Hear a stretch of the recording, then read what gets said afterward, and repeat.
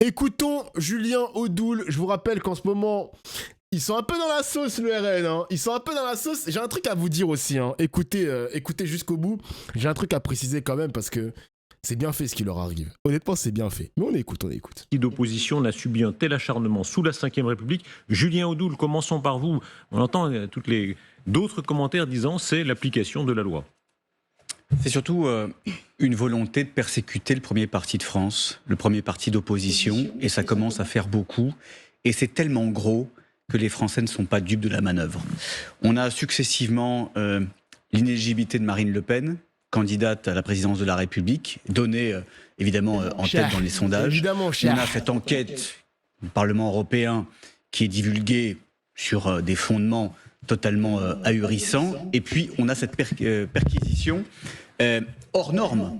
Une vingtaine de policiers en gilet pare-balles, armés, qui vont non pas prendre les documents dont Renaud Pilat a parlé, mais qui vont, armés, hein. Surtout dans le bureau de Jordan Bardella, récupérer toutes les informations confidentielles, tous les documents de campagne, toutes les listes, tous les éléments qui, aujourd'hui, constituent le Rassemblement national. Et ce qui est très grave, et il faut que les Français, aujourd'hui, le sachent, en France, grande démocratie en 2025, le premier parti d'opposition, aujourd'hui, est muselé.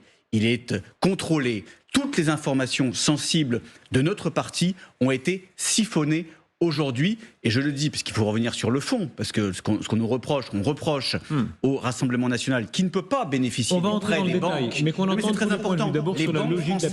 Les banques françaises ne prêtent pas au Rassemblement national. On attendait la banque de la démocratie de M. Macron, on l'a jamais eu. Et on reproche, d'une phrase, on reproche à des gens simples, des gens honnêtes, des adhérents, des militants qui veulent aider le Rassemblement national de faire des prêts. C'est totalement entendons tout le monde, puisqu'il s'agit finalement d'ouvrir la discussion, et on va entrer chapitre par chapitre. N'empêche, ils vont beaucoup pleurer, les mecs. Hein. Ils vont pleurer, ils vont appuyer sur le fait de ouais, on nous prête pas de l'argent, etc., etc. Ils ont déjà leur élément de langage. Moi, comme avocat, je n'aime pas les perquisitions. Et c'est pas parce que je n'aime pas beaucoup non plus le Rassemblement national que je les trouverais formidables aujourd'hui. Pourquoi je ne les aime pas ? Parce que c'est le début d'une enquête et on n'a accès à rien. C'est même pas la présomption d'innocence, parce qu'il n'y a même pas de mise en cause. Et donc c'est quelque chose d'extrêmement violent. Mais cependant, et là où je n'achète pas les éléments de langage qui viennent de vous être brillamment déployés, les perquisitions se font toujours, et on ne sait jamais pourquoi, avec les armes et les gilets pare-balles, y compris chez des nonagénaires, j'ai eu le cas, y compris chez des notaires ou des avocats, j'ai eu le cas. Bon. Et puis à part ça, constatons quand même que sous la Ve République, tous les partis politiques ont fait l'objet de telles mesures de perquisition. Souvenez-vous, Darius, La République, c'est moi, avec Mélenchon, qui cherche, lui, à faire obstacle d'une manière absolument insupportable aux mesures de perquisition qui visaient son parti. Le MoDem, le parti de l'actuel Premier ministre, a fait l'objet de mesures de perquisition, d'enquête et de poursuite, et pour un certain cas... En clair, est-ce que oui ou non, Julien Audoul a raison quand on dit qu'il y a, à l'égard d'un parti d'opposition, quelque chose d'anormal ? Tous les partis politiques, y compris évidemment celui du président de la République... C'est vrai qu'ils se sont embrouillés. Gluckman, l'avocat, et Julien Audoul, il a dit vous la fermez. Et ils se sont embrouillés sur le plateau. Putain, ça... Je suis l'ancien président de la République. Tous les partis politiques ont fait l'objet de tel type de mesures d'enquête, et qui par ailleurs ne sont pas propres aux partis politiques. Par ailleurs, le pouvoir, malheureusement ou heureusement, n'a plus le pouvoir ni d'accélérer ni d'arrêter une enquête, et n'a pas les moyens d'accéder aux informations qui sont saisies. En revanche, si on vraiment voulait s'interroger, est-ce qu'on peut se dire s'il n'y a pas un jeu qui se joue entre l'autorité judiciaire, ce qu'on appelle la République des juges, et le pouvoir politique ? Ça, c'est une question qui peut être posée, qu'on a d'ailleurs beaucoup posée dans les procédures qui ont visé Nicolas Sarkozy. Moi, figure politique, 3 points de vue. Éléonore Carrois, vous êtes députée Renaissance. Mais ce qui vient de dire est tout à fait vrai. Je veux dire, on est au stade d'une perquisition, c'est-à-dire qu'il y a un soupçon, il y a eu un signalement de la part de la Commission nationale des comptes de campagne. Ouais, ils sont tous avocats, wesh. Il n'y a que des avocats maintenant. Attends, je vais écouter Julien Audoul quand même, parce que ça y est. Député Renaissance, frérot. Par contre, les gars, j'ai vu un mec qui l'avait précisé dans le chat. Ouais, à ce qui paraît, les gars, ce terrain, il est mouillé dans le bail. À ce qui paraît, ce terrain a donné de l'argent aussi ou prêté, on ne sait pas encore, au Rassemblement national, mais on n'en sait pas plus. On n'en sait pas plus, les mecs. Mais ce terrain est mouillé dans l'histoire. Bizarre, bizarre, bizarre. Ça surprendrait qui? Bah les gars, pas surpris, hein. Je ne suis pas surpris. En fait, Périclès, faut savoir que le truc de ce terrain, là, Périclès, avec les influenceurs, avec les partis politiques financés, etc. En fait, je ne sais pas vraiment, il finance qui? Est-ce qu'il booste? Parce qu'il peut pas booster plusieurs candidats, ce serait un peu ridicule, les mecs. Hein. Est-ce qu'il va booster le candidat Zemmour? Est-ce qu'il va booster la candidate Sarah Knafo? Est-ce qu'il va booster la candidate Marine Le Pen? On sait pas, gros. C'est un peu bizarre, Périclès. Hein. À moins qu'il supporte les deux candidats, enfin les trois si on rajoute Sarah Knafo, c'est bizarre. Tout l'extrême droite. Ouais, c'est peut-être tout l'extrême droite, les gars. Hein. Il a des tales pour tous les candidats d'extrême droite, en tout cas. Il donne déjà des thunes aux médias et aux influenceurs d'extrême droite. Les gars, petite parenthèse d'ailleurs. Vous voyez Frontières? Frontières, ils ont sorti un article sur les influenceurs, enfin les milliardaires d'extrême gauche ou les milliardaires de gauche. Ils ont dit que il achète Brut, il a ceci, c'est à vous, il a ce média, etc. Eh les mecs de gauche, mais venez me financer! Mais venez me financer! Moi, je vais mettre ma daronne à l'abri! Ramenez vos thunes! Ramenez vos thunes, mesdames et messieurs! Moi, je veux brasser! Si ma ligne éditoriale, elle ne bouge pas, je parle encore d'anticapitalisme, mais je suis financé par des milliardaires, mais offrez des subs! Offrez des thunes. Moi, je veux bien. T'es déjà assez riche. Je suis vraiment pas riche, hein. Vraiment. Je suis peut-être riche dans mon cœur, hein, mais je suis vraiment pas riche. Bénef. Ah, mon gars, bénef, hein. Mais si le mec, il arrive, il me dit, tu vas arrêter de dire ça, on va changer ta ligne éditoriale, tu vas moins dire ça, je vais être en mode, vas-y, garde tes milliards. Garde tes milliards, j'en veux pas de tes milliards, mon gars, j'en veux pas de tes milliards. Est-ce que tu fais ça gratuitement? Non. Non, je viens de te dire que je veux qu'il me... Finance-moi, mon gars. Ramène l'étal, frérot. Eh oui, mon gars. Acharnement. Parce que les documents dont on parle, qui font objet de ce signalement, ces documents, ils sont déjà entre les mains de la Commission nationale des comptes de campagne et du financement des partis politiques. On va aller donner des sous à la Palestine. Qui gère et qui vérifie. Oh, demain, 20h45, invité exceptionnel, François Bayrou, Premier ministre. Est-ce que je stream demain le chat ou pas? Est-ce que vous êtes curieux de savoir ce que va dire Monsieur Bayrou? Je ne sais pas, j'hésite. Toutes les dépenses, tous les comptes de campagne, élection après élection, et qui épluche tout. Non, donc tous ces documents, ils sont déjà entre les mains de cette juridiction. Ok. Cette perquisition n'avait d'autre but que d'aller chercher et récupérer tous les éléments confidentiels, d'aller dans le bureau de Jordan Bardella, de récupérer des notes, de récupérer la liste de nos candidats préinvestis, même y compris les modules de formation que nous passons, etc., etc. L'objectif, il est très clair, c'est de nous mettre à genoux. C'est de faire en sorte que le Rassemblement national soit sous tutelle. C'est de nous étrangler financièrement. Financièrement, pourquoi? Parce qu'on empêcherait demain à de simples prêteurs de défendre leurs idées en prêtant au Rassemblement national, alors que les banques ne nous l'interdisent. Et aussi judiciairement. Voilà cette double persécution qui vise, ni plus ni moins, à empêcher le Rassemblement national d'accéder aux responsabilités. Mais je vous le dis, Darius, ça va arriver. Ils peuvent faire n'importe quoi. Ils peuvent nous martyriser. Nous allons arriver. Julien Audoul, pardon. Marine Le Pen ou Jordan Bardella seront élus président de la République française. Comme on le rappelait, que d'autres ont été touchés. Dans quelques instants, on va rappeler ce que disait Éric Dupond-Moretti. Il n'est pas au RN, c'est un adversaire à vous. Et à peu près dans les mêmes termes que vous, il disait les juges vont maltraiter. Ils sont allés au chalumeau dans son bureau de ministre de garde des Sceaux. Hier, on a eu une décision de non-lieu, mais les perquisitions, elles ont eu lieu chez Madame Buzyn. Elles ont eu lieu chez Édouard Philippe, ancien chef de gouvernement de Emmanuel Macron. Donc ils tout nous font trop les persécuter sous le joug de ces enquêtes. Moi, si un jour on a du temps, et ça ne sera pas ici, pour reposer la question entre les autorités, l'autorité judiciaire, le ministère public et les partis politiques, il faudra le faire. Mais en attendant, le RN, c'est quoi? C'est peut-être le premier parti politique. Bon, c'est aussi le premier parti condamné en France. Et le RN est faux. C'est faux. Mais attendez, c'est le Parti socialiste, et vous le savez très bien. Le RN, le premier parti condamné est le Parti socialiste. Le RN a été Reconnaissez condamné les faits. dès sa création. Vous avez combien de temps d'années? Merci, Vous avez combien Mystique, pour le d'années raid. d'existence? Une dizaine, à peine plus d'une dizaine d'années. Vous avez été condamné dès votre première campagne. L'histoire des kits de campagne, c'était déjà... Non, me dites pas non. Mais non, mais... Me dites pas non. Vous avez été condamné et la décision est devenue définitive il y a déjà 1 an. Kit de campagne, financement illicite. Après, il y a eu le Parlement Vous voulez que je vous européen. cite le florilège de condamnation de membres du Parti Socialiste ou du RPR et autres? On peut en parler. Attends, je vais poser la question à ChatGPT.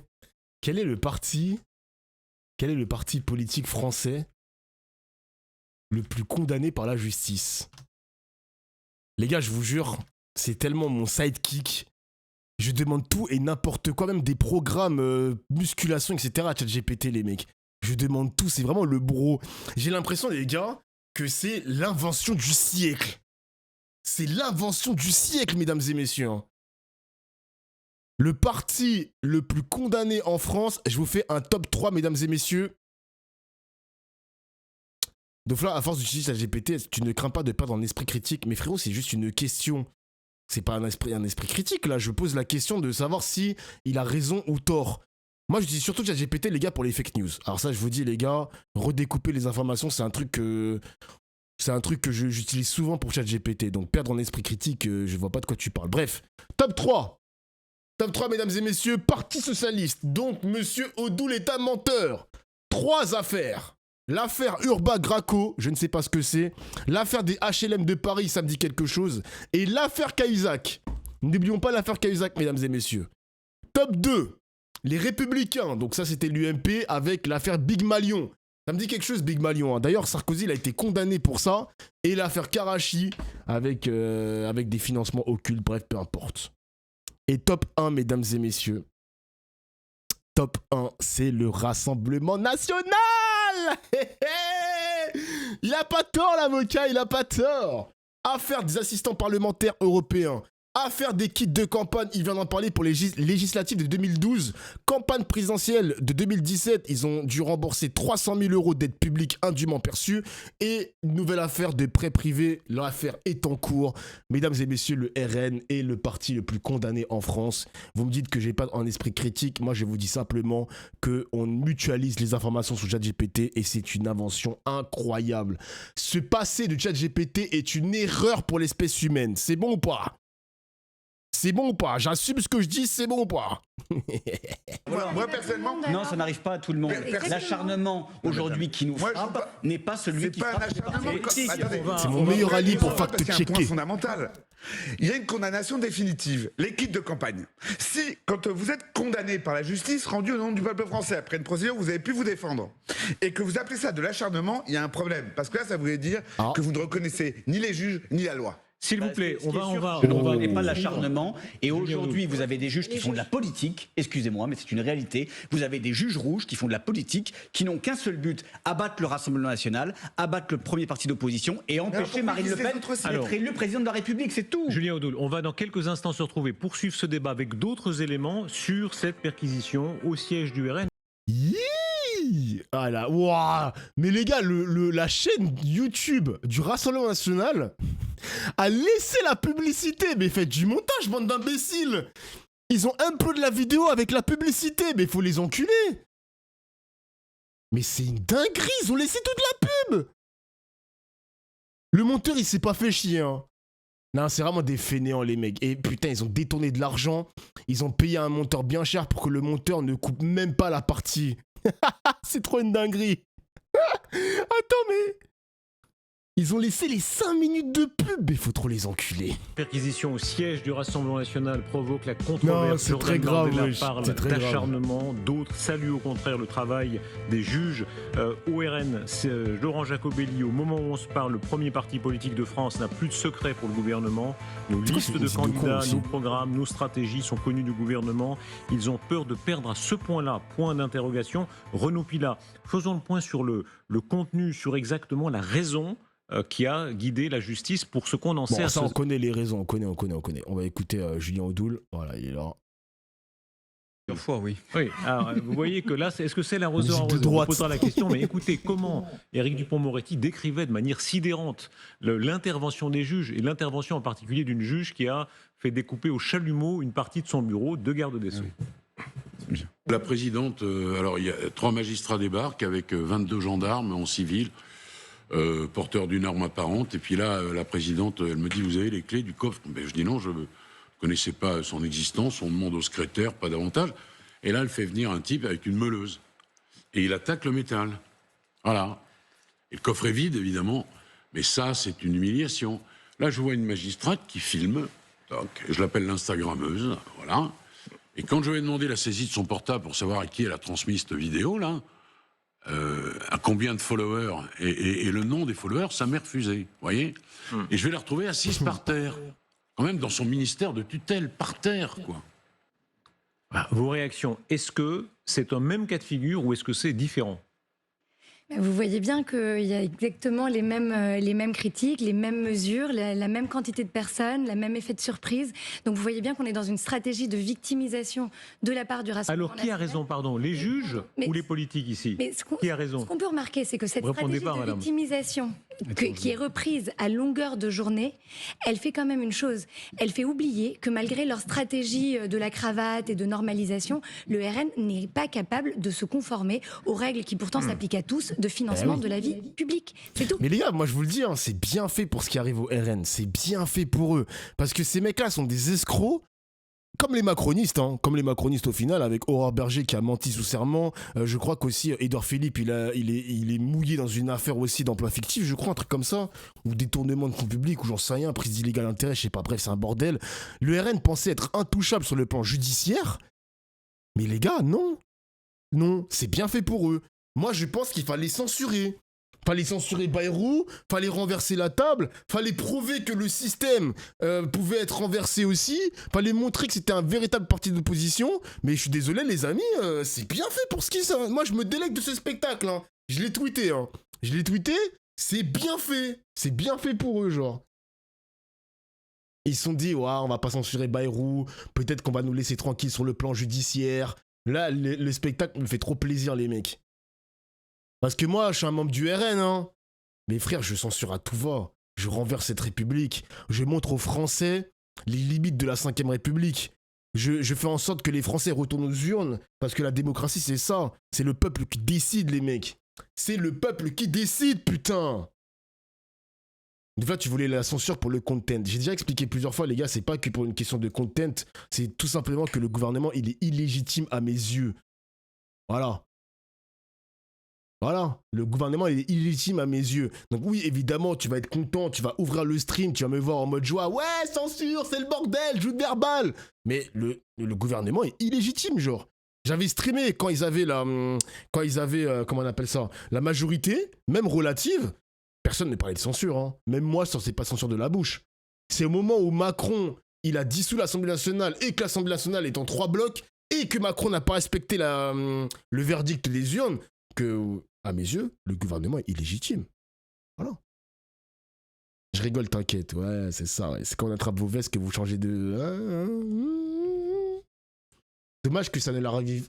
Attends. Dommage que ça ne leur arrive pas dans 2 ans, car les Français ont la mémoire courte. Dans 2 ans, ils sont capables de voter pour eux, même condamnés. Après, les mecs, ça peut traîner, hein. Je vous rappelle qu'il y a le procès en appel pour Marine Le Pen l'année prochaine, donc en 2026, et ensuite... t'auras les présidentielles, peut-être que ça va aller. Ouais, je sais pas. Après, t'as peut-être raison aussi. Hein. T'as peut-être raison parce que c'est vrai que les Français ont la mémoire courte. Hein. Macron, il a été élu président alors qu'il a fait des dingueries aux gilets jaunes. La crise du Covid, c'était une catastrophe. J'avais même sorti l'expression ni amnésique, ni raciste. Les gens ont quand même voté Macron. Qu'est-ce que vous voulez que je vous dise ? Oui, les gens ont la mémoire courte. Les Français ont la mémoire courte. Tu as raison, mon petit viewer. Tu as raison. Qu'ils ne sont pas capables de respecter la loi. Chers collègues, déjà, est-ce que vous ne trouvez pas ça choquant qu'un parti qui recueille autant de suffrages, qui rassemble autant d'électeurs... Non, laissez-moi terminer, vous allez comprendre. Qui rassemble 13 millions d'électeurs, ce parti n'ait pas accès auprès des banques? Est-ce que vous ne trouvez pas ça choquant? Est-ce qu'il n'y a pas un problème démocratique de fond? Et c'est pour ça, d'ailleurs, que sous l'impulsion de Marine Le Pen, nous demandions la création de cette banque de la démocratie qui était en tout cas choisie et orientée par M. Bayrou en 2017, par M. Macron. Cette banque de la démocratie n'a jamais vu le jour, alors qu'elle permettrait justement de mettre tous les candidats, tous les partis politiques à égalité et qu'il n'y ait plus cette recherche permanente de financement. J'ajoute que c'est quand même très choquant. On considère que des prêteurs occasionnels, qui, comme je le rappelais, sont des adhérents, des sympathisants, souvent des retraités, souvent des petites gens qui veulent aider, qui veulent soutenir, qui prêtent pour une campagne régionale, pour une campagne législative, on les soupçonne de se prêter à une activité bancaire illégale. Mais c'est du délire. Mais c'est la loi. C'est du délire. Non mais c'est du délire. C'est la loi, monsieur. Je trouve qu'on est en train de vivre. Tout est choquant pour eux, je te jure, mec. Hein. Tout est choquant pour eux. Faut le dire, je le dis avec gravité. Comme ça, on est en train de vivre une dérive où nous sommes de plus en plus dans une démocratie limitée. Une démocratie limitée, alors que ce soit à la turque ou quelquefois qui s'apparente peut-être à la Russie, où malheureusement les opposants. Alors, oula, la Turquie a pris une balle. Pourquoi elle a attaqué les Turcs?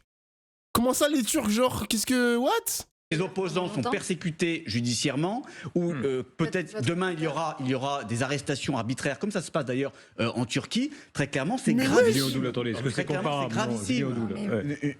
Ah mais vous plaisantez, mais... Je plaisante pas, je vous pose la question, est-ce que c'est comparable? Franchement. On vit une succession d'acharnements. Vous avez la présidente du premier parti, enfin la présidente, celle qui peut devenir présidente de la République. Ils ont quand même sacrément culotté le RN. Hein. Parce que quand il y avait la composition de l'Assemblée nationale et que Macron avait nommé Michel Barnier, tu sais, t'avais toute la France insoumise vent debout, vous n'avez pas respecté la démocratie, vous n'avez pas respecté les urnes, c'est une honte, etc. Faut le pousser à la démission. Le RN avait trouvé la tactique de la France insoumise ridicule. Arrêtez avec vos bêtises, arrêtez, blablabla, démocratie, nanani, dérive démocratique, je sais pas quoi, mais vous dites n'importe quoi. Le juge est passé à l'aspirateur à l'intérieur des locaux du RN. T'as des mecs comme Julien Audoul qui pleurent. La démocratie est à la dérive, une démocratie à la turque ou à la Russie ou je ne sais pas quoi, blablabla. C'est culotté les mecs, hein. Ils ont vraiment un culot incroyable, le RN, hein. Mais ça, les Français, ils veulent pas comprendre. Ils se font karma, mais oui, ils se font karma. Maintenant, ils pleurent, exactement. Ils ont passé leur temps à dire à la France insoumise, arrêtez de pleurer, la démocratie n'est pas à la dérive, blablabla, je sais pas quoi, respectez les institutions, nanani. Culotté de leur part, ces imbéciles. Hein. Ils enfreignent la loi et ils pleurent, c'est une dinguerie, je te jure, frère. Mais encore une fois, je vais répéter, les mecs. Hein. Ces mecs-là sont des bandits. Mais sachez que les Français s'en fichent. Tant que les Arabes et les Noirs et qu'il y a une baisse de l'immigration, tant qu'ils ont cette tactique-là, le RN, les Français iront voter pour eux. C'est tout, c'est comme ça. C'est triste. Et qui rassemble le plus de Français aujourd'hui, compte tenu de ses convictions et de ses idées, qui se trouvent empêchés de se présenter à une élection. Patrick Lugman. Vous avez un parti qui est aujourd'hui étranglé et asphyxié judiciairement et financièrement.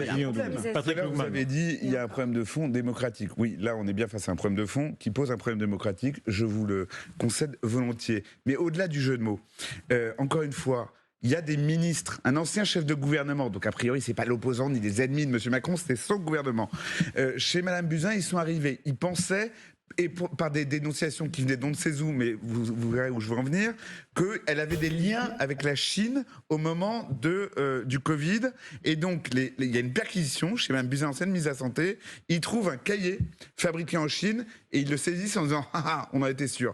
Voilà à quelle absurdité on arrive. Vous voyez bien que vous n'êtes pas persécuté. Ça arrive chez les amis de M. Macron. Qui peut croire sérieusement que le pouvoir politique, même le garde des Sceaux ou actuel, a accès aux perquisitions qui vous visent? Mais maintenant, soyons sérieux. Et ça va se terminer chez Mediapart. Bien sûr. Comme il y a une violation, et vous le savez très bien, il y a une violation totale du secret de l'instruction. Toutes les informations qui ont été siphonnées, confidentielles de Jordan Bardella, vont finir chez Mediapart, chez nos adversaires médiatiques. Personnellement, je recommence ce que je disais. Les perquisitions, c'est quelque chose qui devrait être mieux encadré dans notre droit. Maintenant, là où je m'interroge, monsieur, vous êtes parlementaire, vous votez les lois. Quand ça vise les autres formations politiques, vous êtes le premier à vous réjouir, à demander des peines exemplaires, à demander des démissions immédiates. Est-ce qu'il y a... Rappelez-vous Marine Le Pen, vu que vous ne savez pas ce que vous votez, vu que vous ne savez pas ce que vous votez, Marine Le Pen, quand le siège de LFI était perquisitionné. S'il vous plaît, messieurs, madame. S'il vous plaît, Patrick Lugman, par des procédures qui vous visent, s'il vous plaît, Patrick Patrick, s'il vous plaît. Non, s'il vous plaît, Patrick. Est-ce qu'il y a, madame, s'il vous plaît, est-ce qu'il y a un progrès? Et là, je pose la parole à Renaud Pilat, qui a aussi une mémoire politique sans vous vieillir, Renaud. Hein. Quand on se rappelle ce que Mitterrand faisait, ce que Chirac faisait, là, c'est de la petite bière ce que font nos politiques d'aujourd'hui par rapport. Là, ils mettaient la barre un peu plus haut en matière de. C'était avant, certainement.